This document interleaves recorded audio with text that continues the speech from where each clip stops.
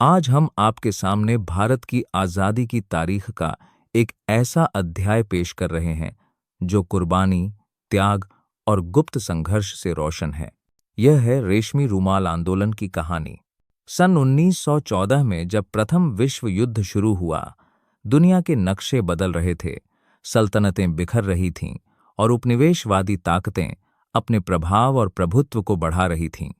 उस समय भारत अंग्रेजों की गुलामी में जकड़ा हुआ था, लेकिन इस गुलामी को तोड़ने के लिए एक गुप्त आंदोलन जन्म ले रहा था, जिसकी अगुवाई हमारे धार्मिक नेताओं के हाथ में थी। इस आंदोलन के प्रेरणा स्रोत मौलाना महमूदुल हसन रहमतुल्लाह अलैह थे, जिन्हें शेखुल हिंद के नाम से जाना जाता है। आप दारुल उलूम देवबंद के प्रमुख और उपमहाद्वीप के बड़े उलमा में से थे। आपके दिल में कौम की आज़ादी का गहरा जज्बा था। मौलाना का योजना यह था कि बाहरी ताकतों की मदद से अंग्रेजों के खिलाफ सशस्त्र संघर्ष किया जाए। इसके लिए एक गुप्त योजना बनाई गई, जिसे खतों के जरिए साथियों तक पहुंचाया जाता। ये खत रेशमी रूमाल पर लिखे जाते थे ताकि किसी को शक न हो। इसी वजह से इस आंदोलन को रेशमी रूमाल आंदोलन कहा गया।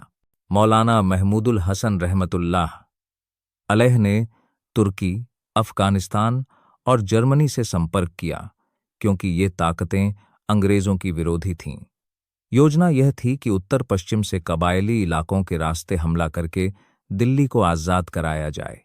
इसका दिल्ली को एंटीसाइज दीजिए, लेकिन अफसोस, यह योजना अंग्रेजों को पता चल गई। रास्ते में ये रेशमी रूमाल जब्त कर लिए गए और योजना नाकाम हो गई।